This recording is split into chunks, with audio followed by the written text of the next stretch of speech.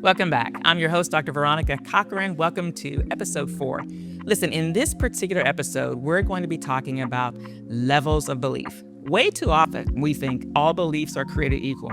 They are not, which really begins to explain why we can't get traction on some behaviors because we haven't addressed the belief that's driving it. You're not going to want to miss this session if you're interested in rewiring and rebuilding so that you move from programming to possibility. Don't miss episode 4.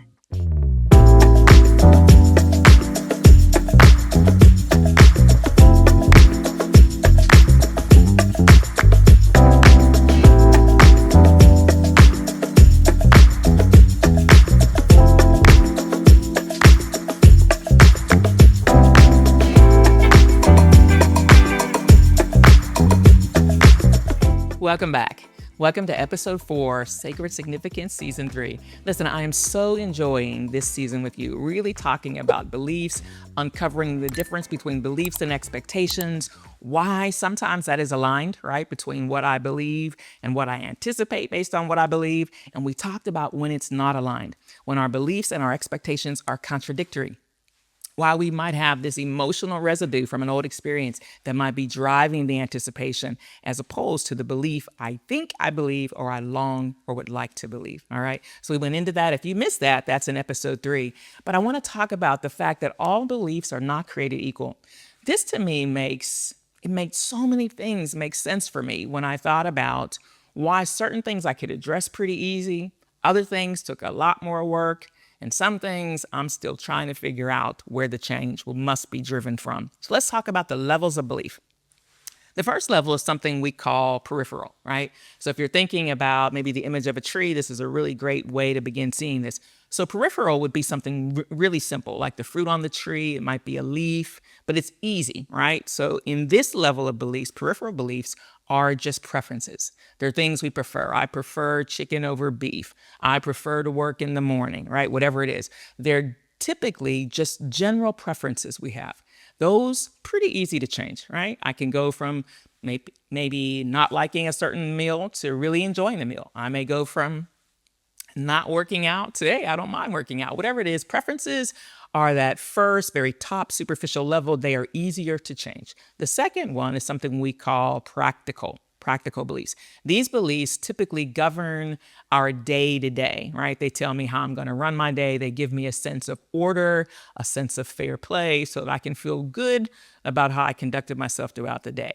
But these are the practical beliefs. They are the modus operandi for our 24-hour cycle. This pretty much tells me what's important that I must do, whether it's how much time I'm going to work, whether it's going to be what I'm going to do in my moment to relax, how I'm going to care for myself physically, nutritionally, whatever it is. So this is the day-to-day beliefs. These beliefs run my day-to-day operation. So typically I use my lunchtime to work out. So I kind of marry that time, right? So in my day, there is a belief that that level of working out would help me mentally. It'll help me physically, all those things. And so that is a day-to-day behavior I have in place based on a belief system that I believe, where I am now, probably could benefit from some level of exercise. So that locked that in place for me. But the third level of beliefs, which really is something we call primary beliefs. And primary beliefs are more attached to our identity and worldview. So already you can see we've moved from the leaf and the fruit to a twig that's easy to change. In the practical sphere, now we're at the primary level. In primary beliefs, this is where my sense of self is anchored. This is where how I see myself, what I believe about myself, how I experience myself. So that's my self-image, my self-esteem, things like self-worth. All those things live at this particular level, what we call primary beliefs. It has to do with how I see myself and how I see the world in relation to myself. So primary is super, okay? And sometimes the primary beliefs can be unconscious and conscious, but it's important that we understand we're simply moving through levels. So now, if we think about this particular belief, the primary beliefs, they would be a branch that's pretty hard to move, right? We can sit on it, we can hang on it, right? It's very hard to get off the tree, right? And then there's something we call core beliefs. Core beliefs are the deepest layer of beliefs that have to do with our sacred convictions. And these typically are automatic. They are almost subconscious, which means they may not play at the point of our conscious reality, but they are subconscious and they're always responsible for this automatic kind of behavior. Okay. So let's talk about that. So it's peripheral, right? And then it's practical, and then it's primary, and then it's core. Now, the reason this order is important is because, as I said, it's easy to elicit change in the first two. Preferences, easy to change. I wasn't a vegan, now I'm vegan, right? So we can do things like that. Or the practical, I started running 5 miles a day or whatever it is, right? I started working less. I started, making sure my workday was finished by 5. We make those kind of adjustments and those are easier. But once you move to that third and fourth level, those belief systems in the primary and core belief systems, those are harder to change. But it's not even just that they're harder to change. They actually govern the entire tree. Think about it, right? Nothing that flows off of those branches called fruit or leaves doesn't come from something within the tree. So I want you to understand that no matter how great our intention, identity trumps intention. If we just look at the list, right? Identity is in the primary belief bucket.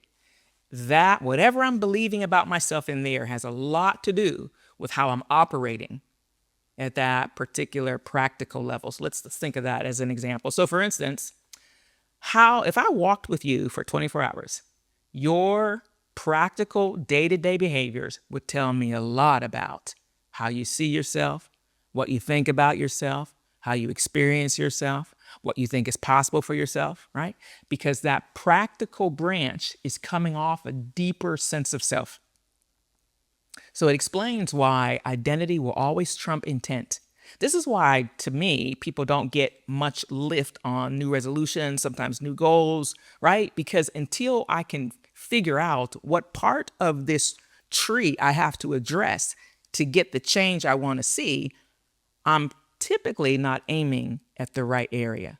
Okay, because I've got to probably deal with identity if I'm going to see some level of change in the day-to-day and even some level of change in the preferences and how I govern myself in the most external way. I'm going to probably have to begin with those core beliefs or the primary things that govern how I see myself. This is so important. Remember I said the single most important KPI to everything you will ever be and do in life is going to be how you see yourself. Your sense of self and your self-identity runs everything. So what do your behaviors prove you think about yourself? Let's think of a simple one. Some people really struggle with self-care.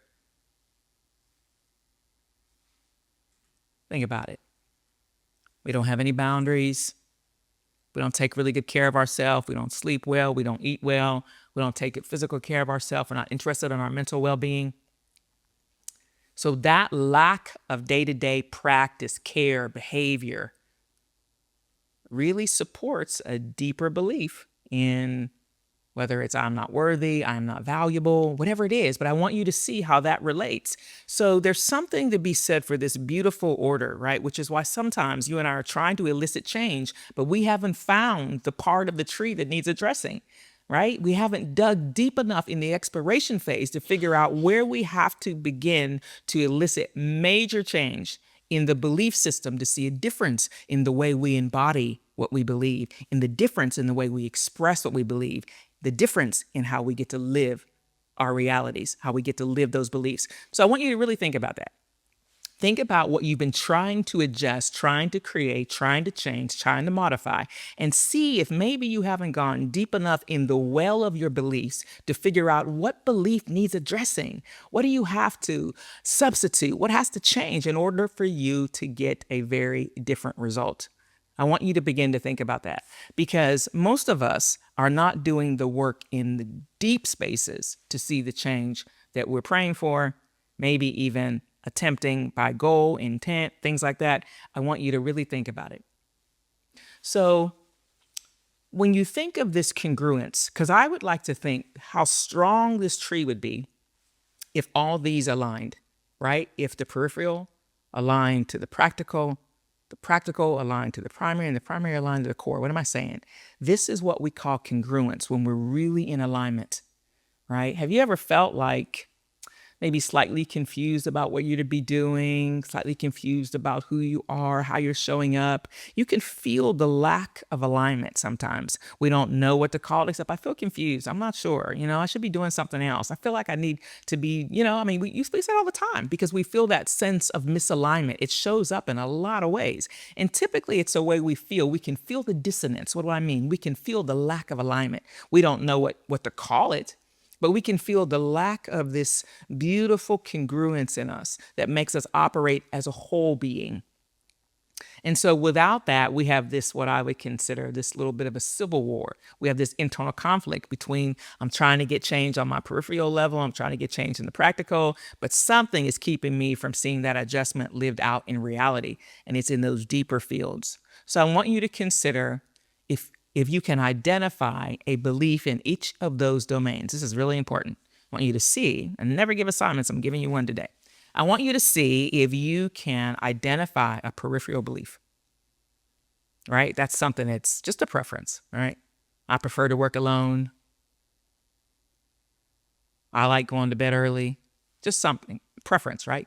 Easy to change with small modifications, new information, new logic, new possibility. That's easy to change. And I want you to identify something on the practical level.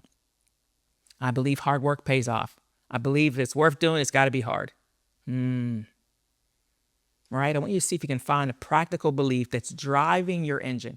Because one of those beliefs that it's got to be hard, you got to work hard work pays off. I guarantee you, if that's your belief, we have very little boundaries. So you can see how that shows up in the day-to-day. I don't have a quitting time. It's 7 o'clock, you still working? It's 8 o'clock, you still working? They call you at 9? Right? Because hard work pays off. We have to work hard. So I want you to see that. I want you to identify something on that practical belief zone. I want you to see it. And then I want you to move to the primary. What's a primary belief you hold about yourself, about the world?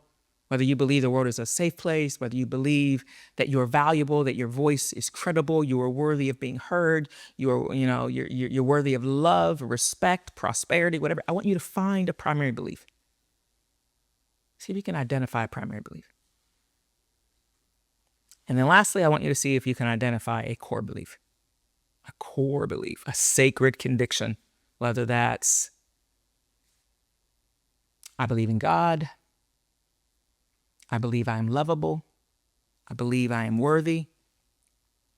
Now, the first thing I want you to do once you identify the four is I want you to see if you can find a relationship between them. See if you can find a relationship between how they stack up in you.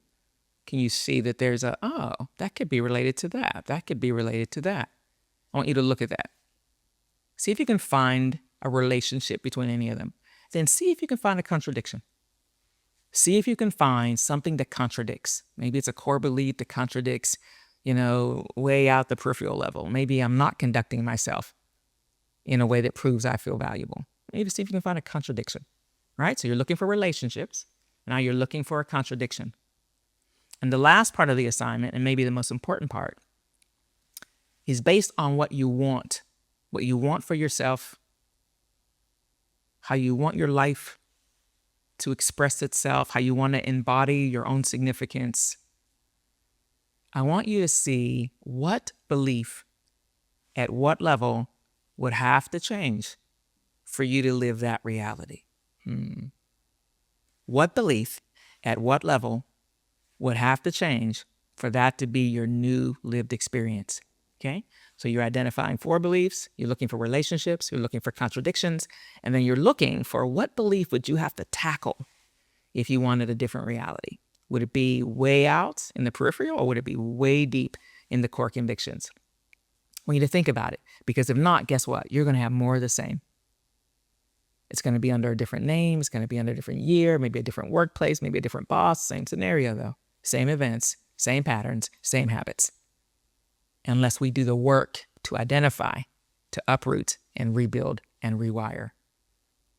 Okay, so that's your homework assignment. I will see you in episode 5. You won't want to miss it. We're going to be talking about how our beliefs are confirmed. What happens when we can look in our life and see, is there confirmation that I believe this, or is this just something I say I believe? We're going to go deeper into that. You will not want to miss episode 5. Thank you so much for being with me in episode 4. Do your homework and don't miss episode 5.